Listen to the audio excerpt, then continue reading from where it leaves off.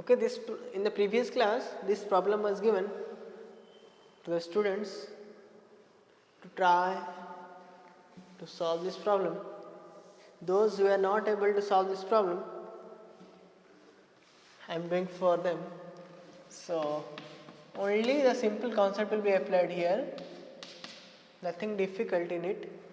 So as it is a constant head method problem, so put that same formula which we got in constant head method, QL by HL into A, and find out all the parameters. Okay.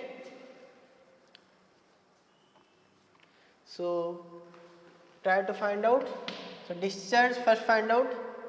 Discharge means volume by time or area into velocity. So here I will do volume by time because volume is given. Okay.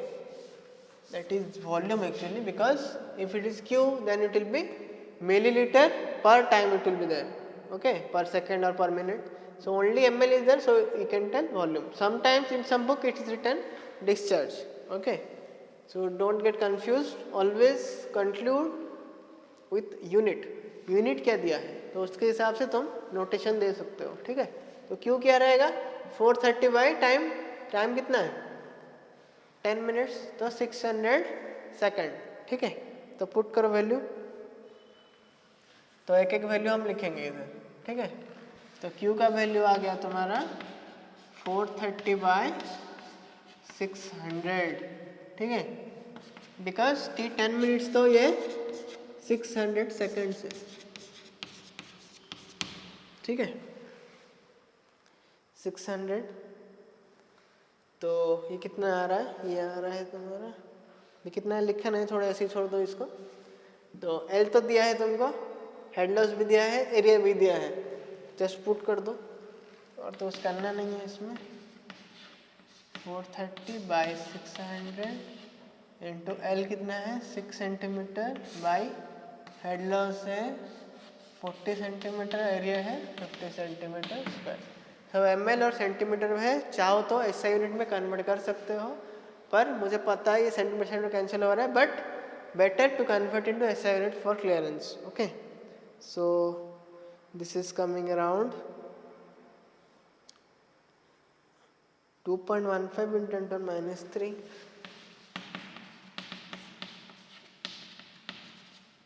Centimetre per second. Okay, now if you want to convert this into SI unit, that meter per second, okay, you can convert by multiplying your 10 to the power -2. Okay, otherwise no issues, you can keep it here like this, nothing wrong in it. Okay, this is your first answer. This is the easiest problem. Just put all the values, you will get the answer. So now the question is how to calculate your seepage velocity. Okay, for that I want to remind you the seepage velocity equal to average velocity by porosity. So now the question is how to find out average velocity and porosity. Now first calculate average velocity. तो velocity average कैसे निकालते हैं, KI कर दो. K तो पता चल गया ना, तो KI कर सकते हो. K कितने हैं 2.15 into 10 - 3. I मतलब head loss by length. Head loss 40, length कितना है 6, तो ये आ जाएगा तुम्हारा वेलोसिटी. ठीक है, ये आ रहा है तुम्हारा 1.435 into 10 to the power -2 centimetre per second. ये हो गया तुम्हारा VA. Now the question is how to find out porosity. N you already know. N equal to क्या है, यहाँ पे हिंट दे रहा हूँ मैं. N equal to E by 1 + C void ratio in terms of. Now the question is how to find out void ratio.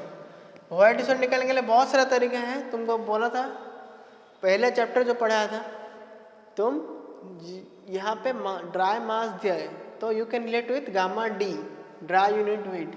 Dry unit weight का formula क्या है? जी गामा डब्ल्यू बाय 1 प्लस ई। जी पता है, गामा डब्ल्यू पता है, gamma D अगर निकाल सकता तो e can be find out. Now find out gamma d. जो स्टूडेंट्स पहला चैप्टर ठीक से नहीं पढ़े हैं, फॉर्मूला वगैरह याद नहीं है, वो कोई भी चैप्टर का प्रॉब्लम नहीं कर सकते, ठीक है। तो पहला काम है तुम्हारा, पहला चैप्टर का हर एक फॉर्मूला तुम्हारे दिमाग में होना चाहिए, ठीक है। वो फॉर्मूला अगर याद नहीं है तुम नहीं कर सकते कुछ भी। तो फॉर्मूला आ गया, ठीक है।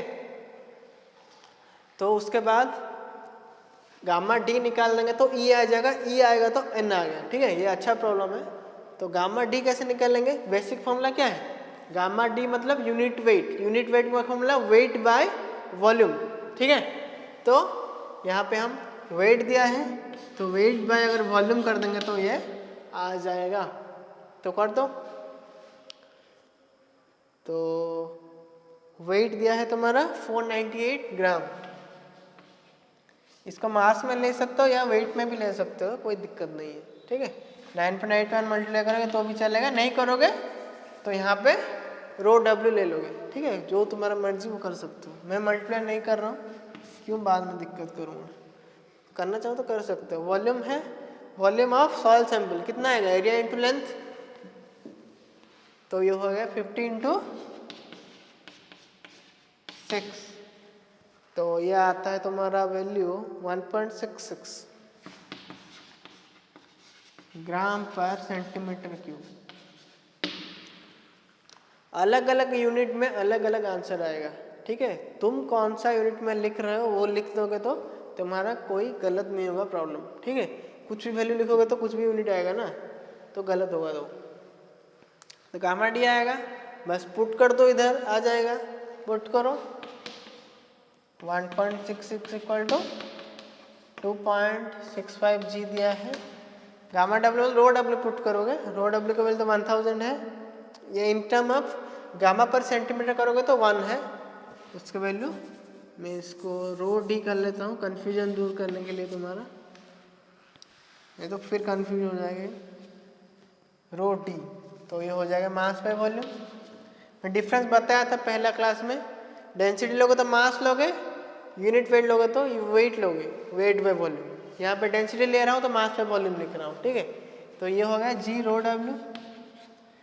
तो रो डब्ल्यू क्या है? 1 है, 1 प्लस ई। यहाँ पे रीजन में लिख ले रहा हूँ, रो डब्ल्यू इक्वल टू 1 ग्राम पर सेंटीमीटर क्यूब, अदरवाइज 1000 केजी पर मीटर क्यूब। कोई भी वैल्यू पुट कर सकता हो। तो यहाँ पे 1 क्यों लिया? क्योंकि यहाँ पे ग्राम पर सेंटीमीटर क्यूब में यूनिट है, ठीक है।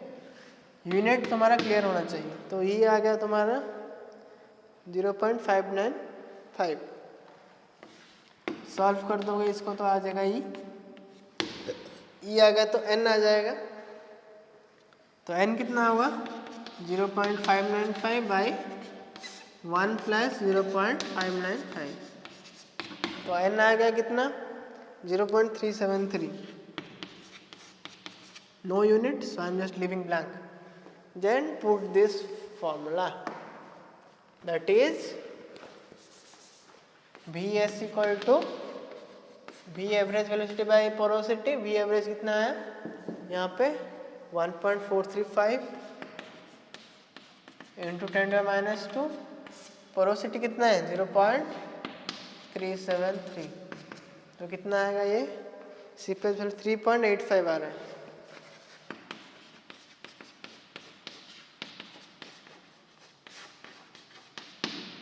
ठीक है, ये हो गया तुम्हारा वेलोसिटी, ये हो गया तुम्हारा के। These two parameters has been asked. Now it is over. Now I have summarized this problem for your better understanding. So पहले ये इतना डाटा हमको गिवन था, तो क्वेश्चन हेड का फॉर्मूला पुट किए, ठीक है। एल दिया है, हेड लॉस दिया है, एरिया दिया है। डिस्चार्ज निकालने के लिए क्या करते हैं हम? Volume by time. वॉल्यूम दिया था 430 ml, टाइम दिया है 10 मिनट्स, तो 600 सेकंड कर दिया उसको। तो ये आ गया k. First part of this problem is over. Next it is asked for seepage velocity means average velocity by porosity.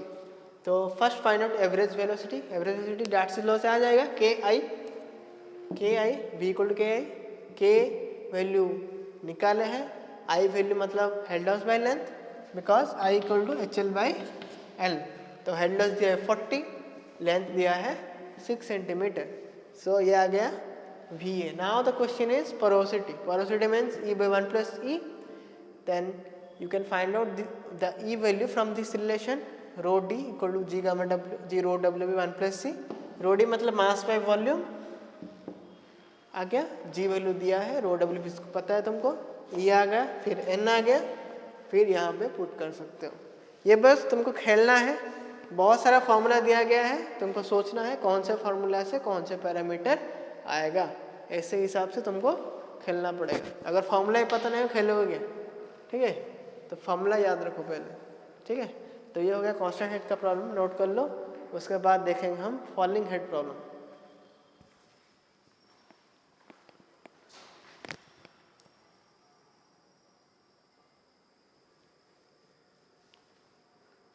You can take the screenshot also. Otherwise you can note it down. Note it down is better way for better understanding.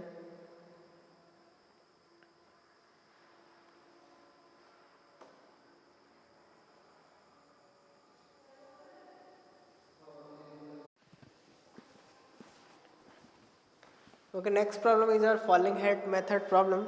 So in this problem it is given that in a falling head parameter test, the initial head at time equal to 0, the head is 40 centimeter. Okay, so the head drops by 5 centimeter in 10 minutes. The head drops by 5 centimeter in 10 minutes. Calculate the time required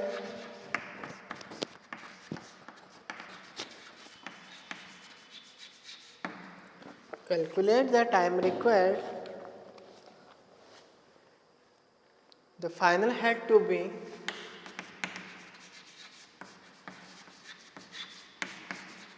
20 centimeter.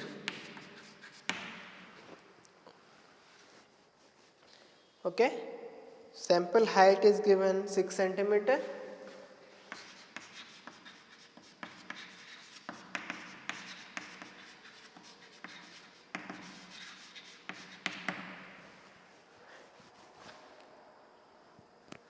Area is 50 centimeter square.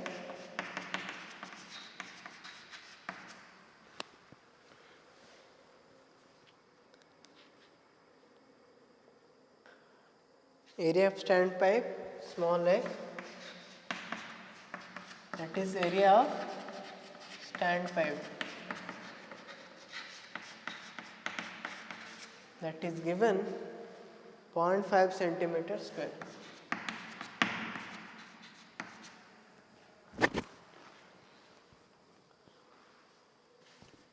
Okay, this much data are given and you have to find out your